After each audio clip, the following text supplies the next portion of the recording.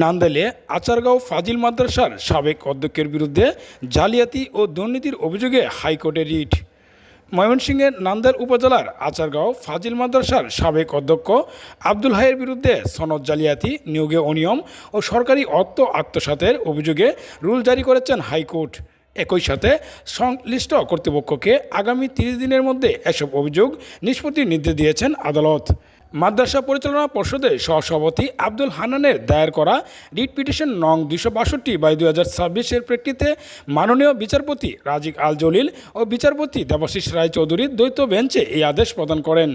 Writ আবেদন থেকে জানা যায় 2024 সালে একটি তদন্ত কমিটির প্রতিবেদনে সাবেক অধ্যক্ষের বিরুদ্ধে জালিয়াতি ও দুর্নীতির অভিযোগ প্রমাণিত হলেও কর্তৃপক্ষ কোনো ব্যবস্থা নেয়নি। এর এই প্রেক্ষিতে প্রশাসনের নিষ্ক্রিয়তা চ্যালেঞ্জ করে হাইকোর্টে আবেদন করা হয়। আবেদনকারীর পক্ষে মামলাটি পরিচালনা করেন ব্যারিস্টার মোহাম্মদ উজ্জ্বল হোসেন।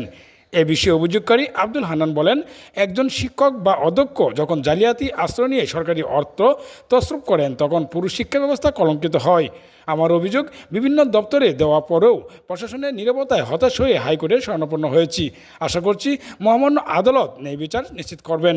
অভিযুক্ত সাবেক অধ্যক্ষ আব্দুল হাইয়ের সাথে যোগাযোগ করা হলে তিনি জানান তার বিরুদ্ধে মিথ্যা অভিযোগ দায়ের করা হয়েছে। এটি একটি ষড়যন্ত্র, মূলত অনৈতিক সুবিধা না দেওয়ার একের পর এক মিথ্যা অভিযোগ দিয়ে যাচ্ছে। আমি মোহাম্মদ আব্দুল হান্নান, বর্তমান আচারগাঁও ফাজিল মাদ্রাসার কমিটির সভাপতি। আমি আচারগাঁও সাবেক প্রিন্সিপাল আব্দুল হাই বিরুদ্ধে অনেক অনিয়ম দুর্নীতি পাওয়ার ক্ষেত্রে আমি অনেক জায়গায় অভিযোগ করেও আমি কোনো প্রতিকার পাই নাই। এই জন্যই অনেক সরকারি দপ্তরেও আমি অভিযোগ করছি। এই অভিযোগের প্রেক্ষিতে আমি বিচার না পাওয়ার কারণে আমি ঢাকা হাইকোর্টে মামলা করতে বাধ্য হয়েছি। ময়মনসিংহ জেলার নান্দাইল থানাধীন আচারগাঁও ফাজিল মাদ্রাসার অধ্যক্ষ আব্দুল হায়ের জালিয়াতি, দুর্নীতি ও অনিয়মের অভিযোগের বিষয়ে বিভিন্ন পত্রপত্রিকায় রিপোর্ট হয় এবং এটা নিয়ে মাদ্রাসা গভর্নিং বডির ভাইস প্রেসিডেন্ট আব্দুল হান্নান তিনি সরকারের বিভিন্ন অধিদপ্তরে অভিযোগ দিয়ে কোনো প্রতিকার না পেয়ে 1/1/2026 তারিখে মাদ্রাসার শিক্ষা অধিদপ্তর ও শিক্ষা মন্ত্রণালয়ের মাদ্রাসা ও কারিগরি শিক্ষা বিভাগে একটি অভিযোগ দেন।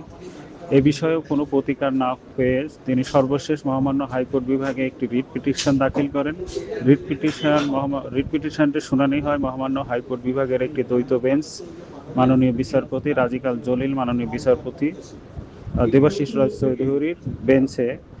মহামান্য হাইকোর্ট শুনানি অন্তে সরকারের এই নিষ্ক্রিয়তা কেন অবৈধ ঘোষণা করা হবে না এ বিষয়ে রুল দিয়েছেন এবং আগামী 30 দিনের মধ্যে শিক্ষা মন্ত্রণালয়ের মাদ্রাসা ও কারিগরি শিক্ষা বিভাগকে প্রয়োজনীয় ব্যবস্থা নেওয়ার নির্দেশ দিয়েছেন। আপনার বিরুদ্ধে হান্নান কমিশনার সাবেক, এবং অত্র প্রতিষ্ঠানের সহসভাপতি এই যে আচারগাঁও মাদ্রাসা, বুঝছেন, উনি আপনার বিরুদ্ধে হাইকোর্টে একটি রিট পিটিশন করছে 262 হাইকোর্টে। এই বিষয়ে কি আপনার অবগত আছেন যে আপনার অনিয়ম দুর্নীতি এই সমস্ত তথ্য নিয়ে উনি একটা অভিযোগ দাখিল করছেন? না, আমি অবগত। ও আচ্ছা, কেনই বা উনি আপনার বিরুদ্ধে অভিযোগ তুললেন এই বিষয়টা কি জানতে পারি? এইটা একজনে তো তুলতেই পারে। জি। উনি হলো ওনার আমি থাকাকালীন সময়ে তৃতীয় চতুর্থ শ্রেণীর জনবল নিয়োগের জন্য সার্কুলার হয়েছিল, তার মধ্যে তার ছেলেও প্রার্থী ছিল। উনি মানে সব কয়টা পোস্ট ওনার লোক দিতে হবে, ওনার ছেলে সহ। এই নিয়ে পরে সভাপতির সাথে তর্ক বিতর্ক হয়েছে। তখনকার সময় যিনি সভাপতি ছিল কমিটির মিটিং। জি জি জি। শেষ পর্যন্ত মানে উনি মানে ওই কাজটা পারছে না পারাতে পরে এই যে আমার বিরুদ্ধে সভাপতির বিরুদ্ধে তো পারে না, আমার বিরুদ্ধে মানে সাংবাদিক সম্মেলন করতে বিভিন্ন অভিযোগ।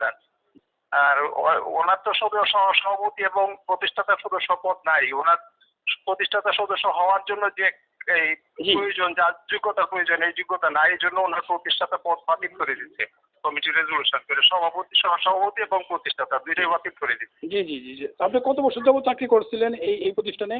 কত বছর টোটাল? এই তো প্রায় 30 বছর। 30 বছর।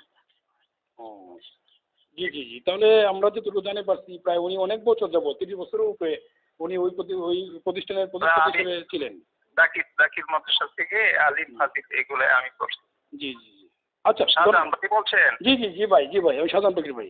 জি ও আচ্ছা আচ্ছা, আপনি তো জানেনই, সবই জানেন। জি জি, জানি জানি, কিন্তু এই যে এই বিষয়টা নিয়ে একটু হাইকোর্ট পর্যন্ত গেছে তো তারা, এই বিষয়টা আমাকে অবগত করছে, মানে এই হাইকোর্টে রিট হয়েছে 262 নম্বর সিএল পড়ছে, মামলা হয়েছে, এই বিষয়টা আপনাকে অবগত করলাম। তা তো করতেই পারে, তার স্বার্থ যেহেতু সে তো ভাবছিল যে ওই নিয়োগটা অনেক কিছু লাভ কামাইবে, কিন্তু কামাইতে পারছে না যখন। জি এখন তার সদস্য পদ বাতিল হয়েছে, জি ওই সভাপতি পদ বাতিল হয়েছে, এটা তো হ্যাঁ করতেই পারে। জি জি জি। তো আপনার কাছে কি বাতিলের চিঠি আছে ওনার যে কেউ বাতিল ছিল? এটা তো হান্নান সাহেবের কাছে দেওয়া হয়েছে, বর্তমান ভারপ্রাপ্ত যে সেই দিছে হান্নানদের উনি তো বললো যে ওনার কাছে কোনো চিঠি নাই। আচ্ছা না না, এটা ডাকযোগে দেওয়া হয়েছে, এটা কপি আছে আমাদের কাছে, মাদ্রাসায় কপি আছে। তো একটা কপি ওনার কাছে আছে, যেটা আছে যে আপনার ওটার মধ্যে কোনো কিন্তু এই বাতিলের কোনো কিছু লেখা নাই, বাতিলের কোনো কিছু লেখা নাই। না, ওইটাতেই দেখেন লেখা আছে বাতিল করা হয়েছে। আচ্ছা আচ্ছা, ধন্যবাদ আপনাকে এটার জন্য। জি, আচ্ছা। আসসালামু আলাইকুম।